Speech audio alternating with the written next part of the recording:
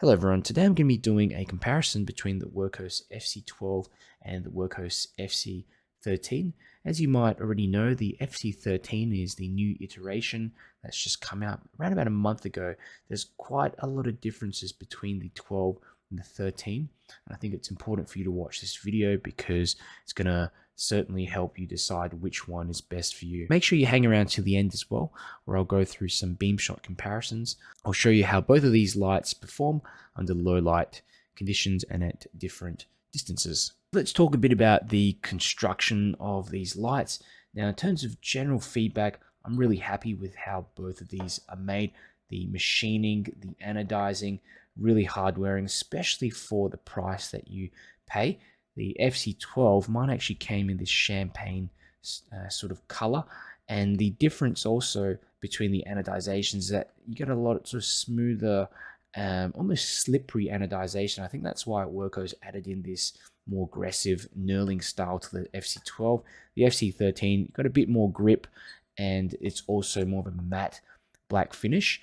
The cutouts on the head and the bezel are more pronounced in the FC13, so there's more surface area, and I think that really helps to dissipate some of that heat from the head of this LED, because the emitter produces significantly more heat than the FC12.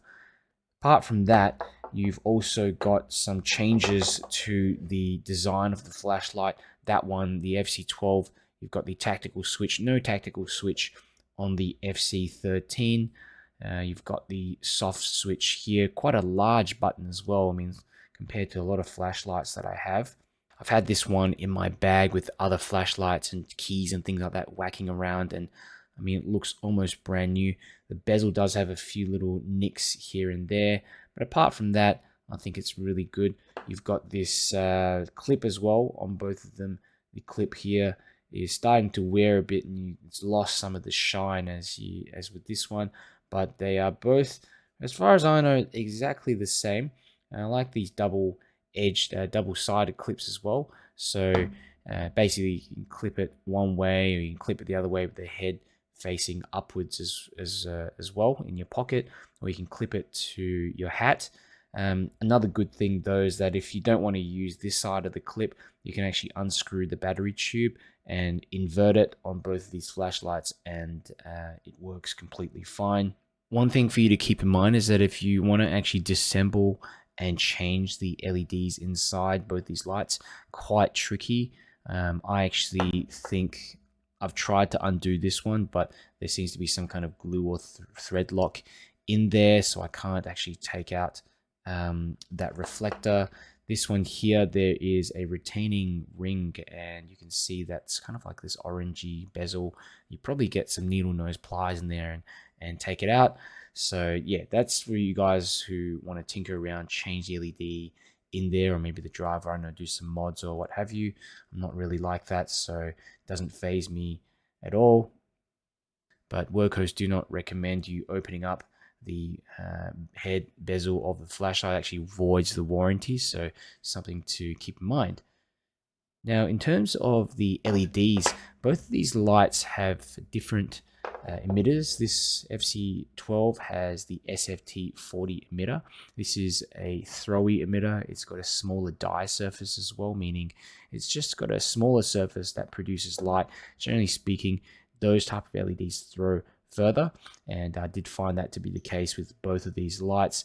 You can look here, this is the FC13, and it actually has the SFN43 emitter in there. A bit of a controversial emitter. It produces a fair bit of heat, but also a lot of light. So this is a 5x5mm LED. I mean, look at that compared. It's kind of a bit tricky to see on camera. Maybe I can get it down like that. It's tricky to see, but you know, the emitter is just significantly larger on that one. So I think that's why Wurkkos changed that design around, maybe made the head and the bezel diameter larger, bigger cooling fins, and just increased surface area to help that heat to dissipate. So I think that's a good design choice. If you put that emitter in here, I think you're going to have a lot of heat issues. There's also an output difference. So the FC12 is rated at 2000 lumens, whereas the FC13 is rated at 3400 lumens. So, I mean, almost double the lumens. But there's also a difference in the beam profile, which I'll go through a little bit later. You can see both have that AR coated glass lens on the front, which is pretty standard amongst all flashlights, but good to see. Like I said, the bezel is, the bezel here is sort of like a screw-in one, whereas this one here is just completely locked. You've got to unscrew it further down. The diameter is a little bit larger. I don't feel the difference in my pocket, but you might certainly notice the difference when you pick them up and compare them. The reflectors are also quite different. The SFT40 sits in the FC12 in this sort of deep, smooth reflector, so it's more designed for throw.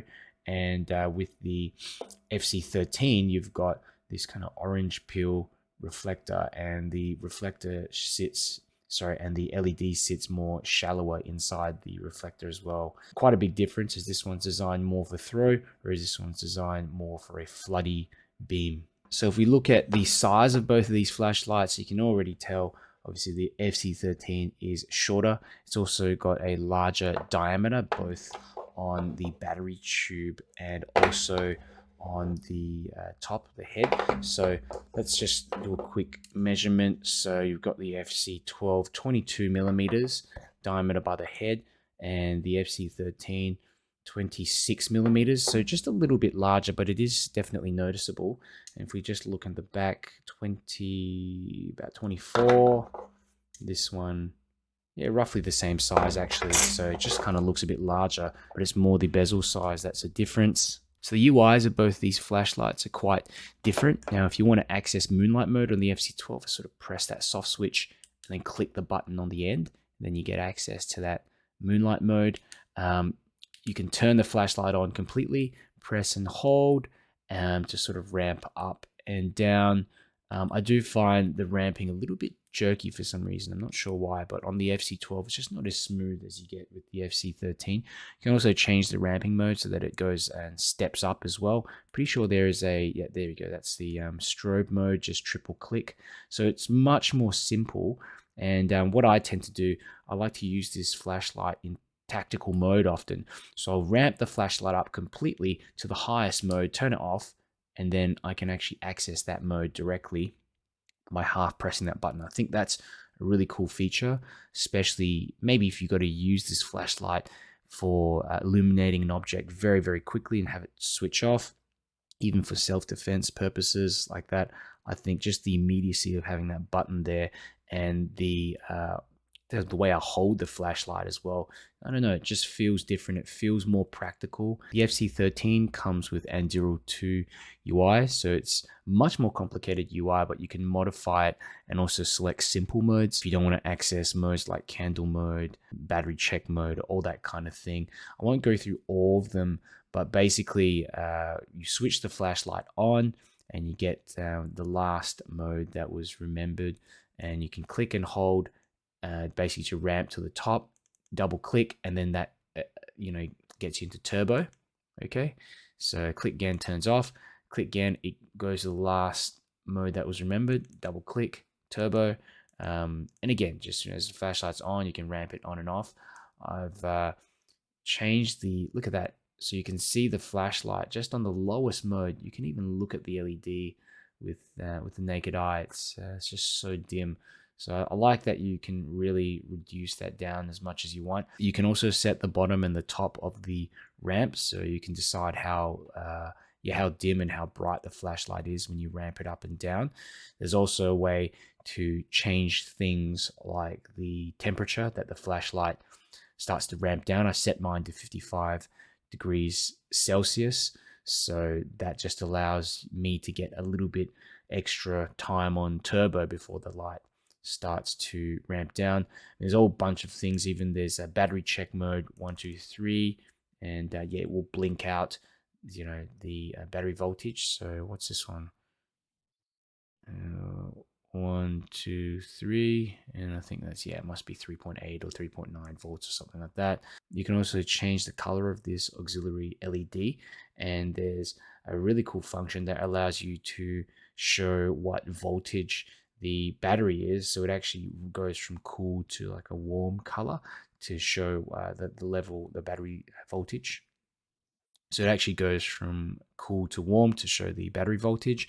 So basically, to change that aux color, you click 7 times, hold on the last click. Like that. So now I've got, I don't know what that is, maybe green. And that's like a teal color. So you can cycle through all of them, and there's some that flash around. And like I mentioned as well, there's like a battery voltage auxiliary mode. I thought this was a really cool function. I don't see this in too many lights, especially with budget friendly lights as well. So this is the flashlight here on candle mode, and you can see just in my hand here, there's a bit of a flicker. It imitates the kind of feel of a candle, and I think that's really cool. You can also access another mode that's like strobe mode. That's like a bike strobe mode. You've got a strobe that allows you to alter, basically alter the frequency of the strobe as well, which is really cool. There's another strobe, tactical strobe mode. This here is a lightning mode, and what's really cool about being able to alter the strobe frequency is that, when you're doing light painting, I do a bit of light painting sometimes, you can get some different effects. But even something like this is pretty cool. I don't think it's something I use really. It's just maybe every now and then for fun. But it flashes at random rates, and it actually looks like a lightning storm if you've got all the lights in the house off. Does it quite randomly as well, so you've got to be careful not to look at it. Sometimes it flashes at 100% like that, and sometimes it just goes really short and sharp and not very bright. So that's just a little demonstration of the UI. There's a lot more functions that you can access in there, but in terms of the different functions of the UI and customization, I mean, the FC13, you really can't beat that, but it's not everyone's cup of tea. But the good thing about Anduril is that you can get the flashlight to the way that you want it, kind of customize it to what works for you. And that's not possible with the FC12. You just got to deal with this UI as is. With that said, though, I really like the UI of the FC12. It just is simple, makes sense. Don't have to think too much about it. So battery-wise, both of them come with 18650 cells, the stock Wurkkos 18650 cells. And they're pretty good for both these lights, but there have been some reports. I can't really test them myself because I don't have a light box, but apparently the stock cells may not be enough to produce the rated lumens on both of these flashlights. So you might have to buy yourself another battery, another high drain battery like this Samsung 30Q, if you want to access the full lumen capacity of these flashlights. For me, I don't really mind. I think they're both pretty bright with that stock battery in there, so I'm happy with that. In terms of charging, you can see the ports here. They both have a USB-C port. The cool thing about the FC12 is that the USB-C port is really, really sealed, and it makes like a kind of noise when you take it off. So there's a very strong seal. USB-C, as you can see. But again, I don't think this one has ever come off in my pocket, but certainly with the FC13, I'd feel more confident taking this, maybe submerging it underwater. I wouldn't go take it diving or anything like that, but fishing, that would be fine. But I do find with the FC13, it's just a little bit easier to take off that port cover, so I'll be a bit more careful with that. But it's good to see both of them have USB-C charging included, especially if you're new to flashlights, don't have an external charger. Makes it very convenient for you to get that light charged up.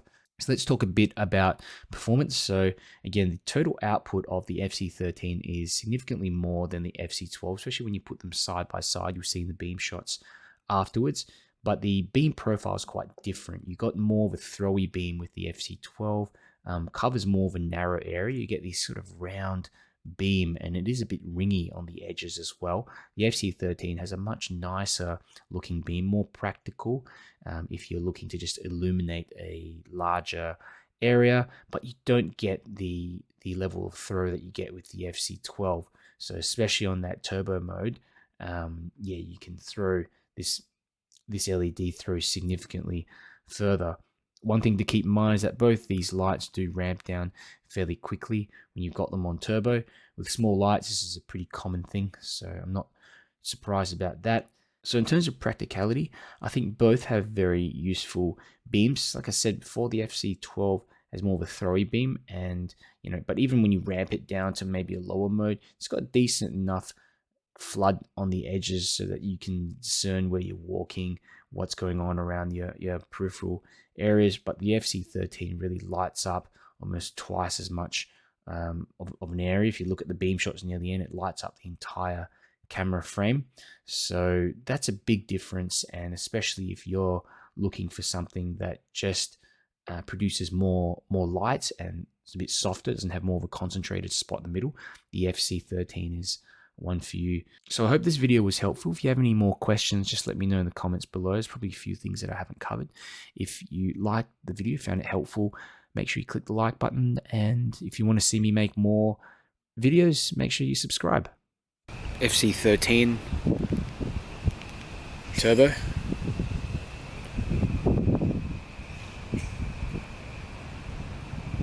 A lot of flood, but a decent amount of throw as well. FC12 throws further, as you can see, sort of illuminating those back trees better. But the FC13 producing really significant amounts of light if you compare it to FC12 here and the FC13. It lights up the entire camera frame. See the difference? The 13 has really quite a practical beam, whereas FC12 also pretty good, but it's more focused on throw. Look at it light up those trees and compare. See? That hot spot's brighter. Try that tree there.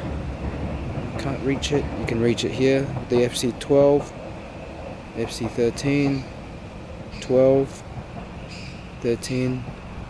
Okay.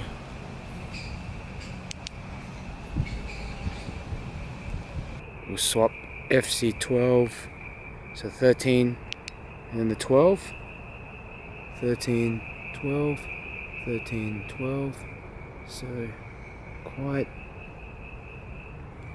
significantly the FC12 throws further, but doesn't produce as much light. As you can see, that hot spot on the right, the FC12 just significantly brighter, but it does start to ramp down a bit over time. Even so, it does throw further. The FC13 does ramp down too.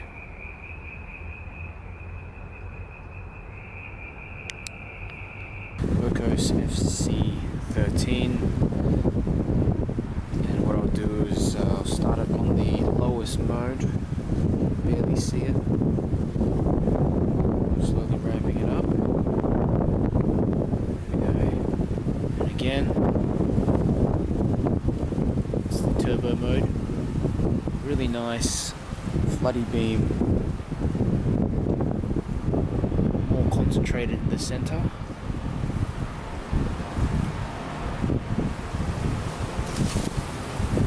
Ramp it down again. Ramp it fully to the high mode, and then double tap to access turbo. Just a good step above. It hits those buildings right at the back.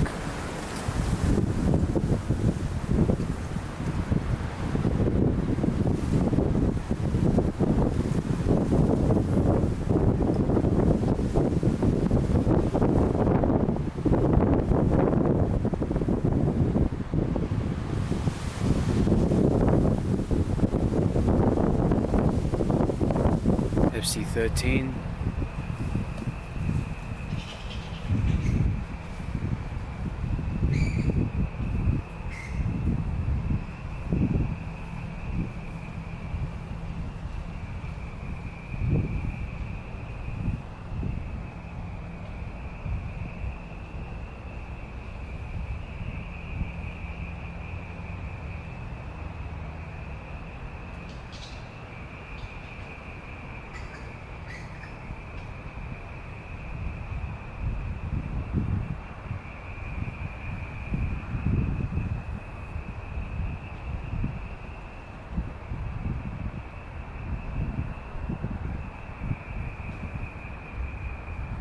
FC13 and turbo. It's more of a smooth beam.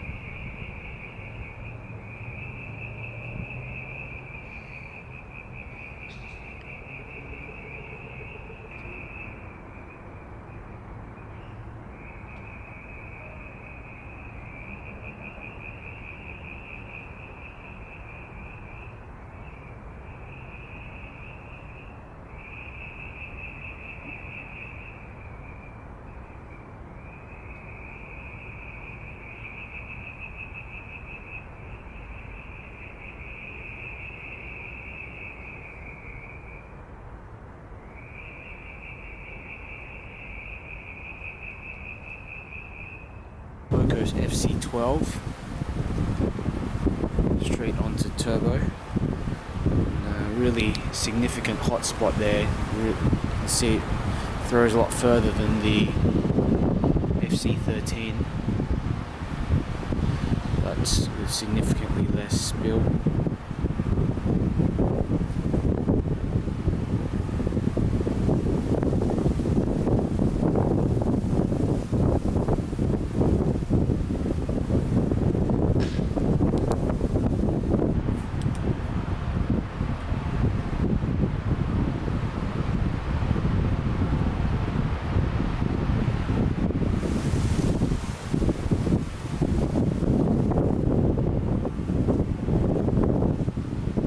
Wurkkos FC12 and turbo.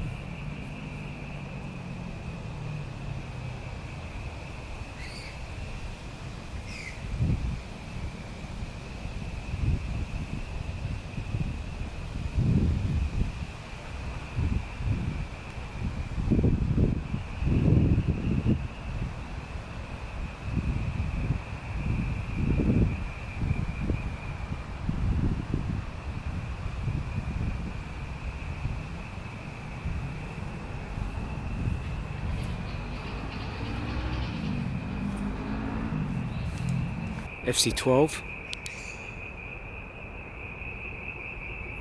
Decent throw, as you can see, look at that. Very focused sort of beam.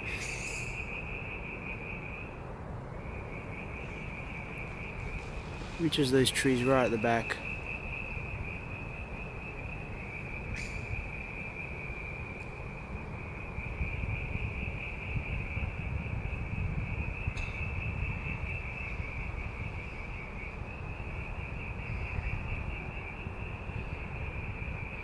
FC12.